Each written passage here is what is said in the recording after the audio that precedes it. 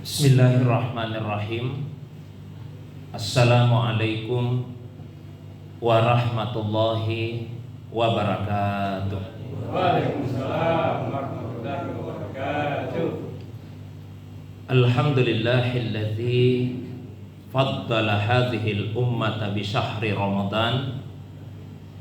Wassalatu wassalamu ala khairil anam Sayyidina wa habibina wa syafi'ina maulana Muhammadin wa ala alihi wa ashabihi wa ala manittaba'an nur allazi unsila ma'ahu ila yaumil furqan, amma ba'du.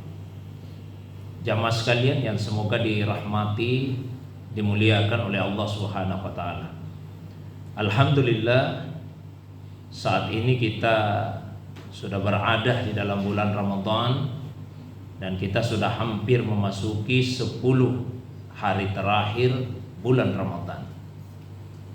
Hari-hari yang diistimewakan oleh Allah Subhanahu wa taala, yang salah satu keistimewaannya bahwa kemungkinan besar malam yang paling istimewa, malam yang kebaikannya lebih baik daripada 1000 bulan, yang dinamakan dengan Lailatul Qadar, kemungkinan terbesarnya ada di 10 malam terakhir Ramadan tersebut. Sehingga Rasulullah sallallahu alaihi wasallam memerintahkan barang siapa yang ingin mencari dengan penuh kesungguhan malam kemuliaan atau Lailatul Qadar, maka carilah di 10 hari terakhir. Faltamisuha fil asril awakhir, carilah dengan sungguh-sungguh di 10 hari terakhir.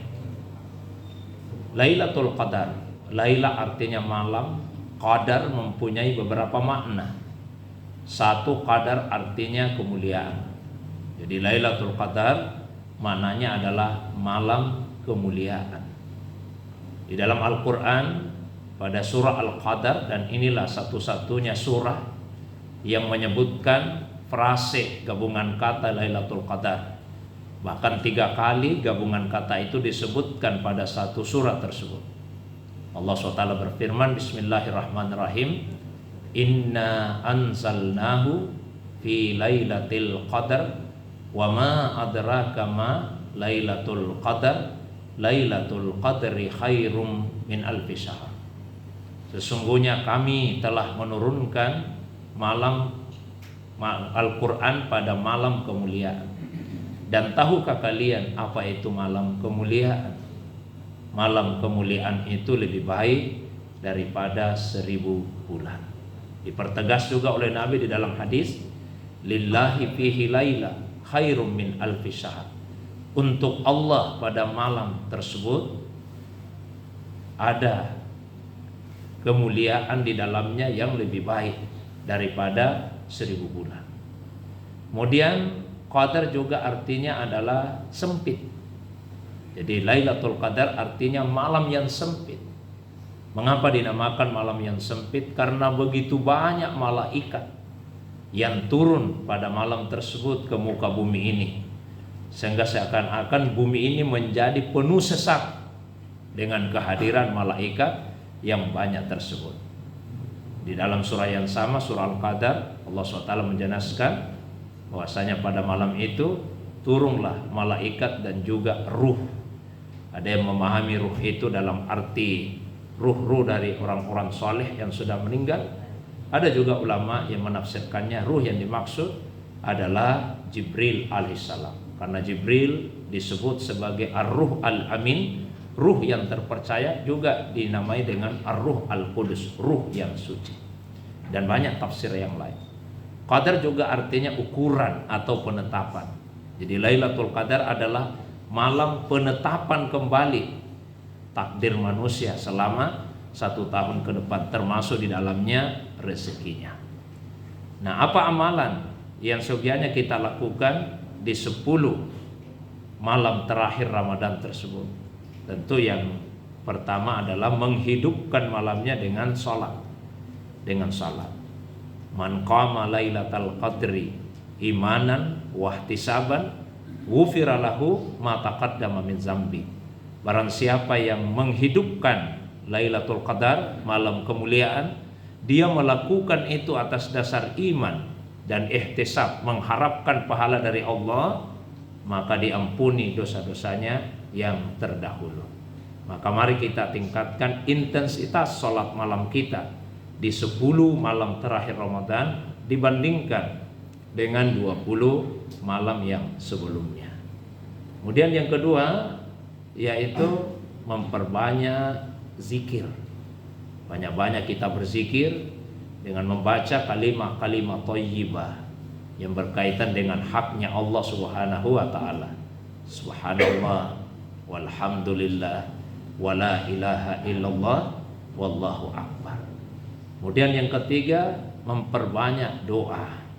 Terutama satu doa yang Nabi ajarkan kepada istrinya Aisyah radhiyallahu anha. Aisyah suatu waktu bertanya kepada Nabi, "Ya Rasulullah, doa apa yang sebaiknya saya baca kalau saya berada di suatu malam Ramadan dan saya menduga kuat, mungkin inilah sudah malam Lailatul Qadar itu." Maka Nabi kemudian ajarkan, "Quli ya Aisyah," ucapkanlah Aisyah, "Allahumma innaka afuwun tuhibbul afwa fa'fu anni." Allahumma ya Allah, innaka afuwun, sesungguhnya engkau maha pemberi maaf, tuhibbul afwa, engkau senang memberi maaf, fa'fu anni, maka maafkanlah saya. Jadi mintalah kepada Allah pemaafan, bukan sekadar meminta pengampunan. Karena meminta pengampunan dan pemaafan itu dua hal yang berbeda. Kalau kita minta pengampunan, maka itu dilakukan dengan istighfar. Astaghfirullah, artinya saya minta ampun kepada Allah. Atau faghfirli, maka ampunilah saya ya Allah. Ya, tapi kalau kita minta pemaafan, maka fa'fu anni, maka maafkanlah saya. Bedanya apa? Pengampunan dalam bahasa Arab disebut dengan ghafara. Ghafara itu artinya menutup. Ketika kita meminta agar dosa kita diampuni, berarti kita minta kepada Allah agar dosa kita ditutup. Ketika dosa itu ditutup, maka Allah tidak menghukum kita atas dosa yang dilakukan. Kan sebetulnya banyak dosa yang kita lakukan, tapi Allah tidak langsung menghukum kita atas dosa tersebut karena Allah menutupinya. Ketika dosa ditutup, orang lain jadi tidak tahu. Sebetulnya kalau kita mau jujur, banyak sekali kesalahan-kesalahan, bahkan kemaksiatan dan dosa yang kita lakukan, tapi orang lain tidak tahu. Kenapa orang lain tidak tahu? Bukan karena kita yang pintar menutupinya, tapi karena Allah Subhanahu wa taala yang menutupinya. Allah yang tutupi. Itu meminta pengampunan. Tapi ketika dosa ditutup, apakah artinya dosa itu sudah hilang, sudah tidak ada lagi? Ibaratnya misalnya Pak, ini tisu. Kalau saya tutupi dengan satu wadah, ya, tisu ini sudah tidak kelihatan. Tapi bukan berarti dia sudah hilang. Dia sudah tidak ada lagi. Dia masih ada, cuma tidak kelihatan. Nah, maka minta kepada Allah pemaafan. Pemaafan itu artinya penghapusan. Jadi ketika seseorang meminta pemaafan kepada Allah, yang diminta bukan sekedar agar dosa-dosanya ditutupi, tapi yang diminta adalah agar dosa-dosanya dihapuskan. Minta pemaafan. Allahumma innaka afuwun tuhibbul afwa fa'fu anni. Ya Allah, sesungguhnya engkau afu, engkau maha pemberi maaf. Tuhibbul afwa, engkau senang memberi maaf. Fa'fu anni, maka maafkanlah saya. Kemudian yang berikutnya, perbanyak salawat kepada Nabi Sallallahu Alaihi Wasallam. Karena salawat juga adalah amal yang sangat istimewa. Amalan yang sebelum diperintahkan oleh Allah SWT kepada kita ini umat manusia, pada hamba-hambanya, Allah Subhanahu wa taala duluan yang melakukannya. Innallaha wa malaikatahu yusalluna 'alan nabi ya ayyuhalladzina amanu sallu 'alaihi wasallimu taslima. Sesungguhnya Allah dan para malaikat senantiasa bersalawat kepada Nabi. Maka wahai orang-orang yang beriman, salawat dan salam jugalah kepadanya. Lalu yang berikutnya, laksanakanlah i'tikaf. I'tikaf ini salah satu sunnah Rasulullah Sallallahu Alaihi Wasallam yang senantiasa beliau kerjakan di dalam bulan Ramadan. Biasanya Nabi i'tikaf 10 hari 10 malam. Bahkan pernah 20 malam 20 hari. Di paling sering 10 malam 10 hari. Betul-betul malam dan siang Rasulullah i'tikaf. Tapi kalau kita tidak bisa melaksanakannya dengan cara yang persis sama dengan Nabi SAW, karena kita punya aktivitas pekerjaan di siang hari, maka paling tidak i'tikaflah di malam harinya. Nah, kita tidak bisa i'tikaf 10 malam, maka paling tidak i'tikaflah di beberapa bagian malam, terutama di sepertiga malam yang terakhir. Jadi kita datang ke masjid sepertiga malam terakhir dan baru keluar dari masjid setelah selesai sholat subuh. Mengapa sepertiga malam terakhir? Nabi menjelaskan, yansilu Rabbuna tabaraka wa ta'ala ila sama'id dunia hina yabqa sulusul lail al-akhir. Allah Tuhan kita turun ke langit dunia ketika tersisa sepertiga malam yang terakhir. Fayaqulu, lalu kemudian Allah berfirman, may yad'uni fa'astajibalahu. Ayo, siapa yang berdoa kepadaku, saya kabulkan doanya. May yas'aluni fa'utiyahu. Ayo, siapa yang minta kepadaku, saya akan berikan permintaannya. May yastaghfiruni fa'aghfiralahu. Ayo, siapa yang minta ampun kepadaku, maka saya akan memberikan pengampunan kepadanya. Jadi 3 yang Allah sebutkan. 1, ayo siapa yang berdoa, saya kabulkan doanya. Yang kedua, ayo siapa yang minta, saya penuhi apa yang dia minta. Yang ketiga, ayo siapa yang mohon ampun, saya akan memberikan pengampunan. Ya, di dalam hadis tadi itu disebut dari yang paling umum ke yang paling khusus. Yang paling umum doa, karena doa itu 2 macam. Ada yang disebut dengan doaul ibadah, doa ibadah, dan ada doaul mas'alah, doa meminta. Setiap orang berdoa selain dia minta, sebetulnya dia sedang beribadah. Maka tidak ada doa yang sia-sia, sekalipun yang kita minta tidak dikasih oleh Allah SWT, karena minimal kita sudah beribadah.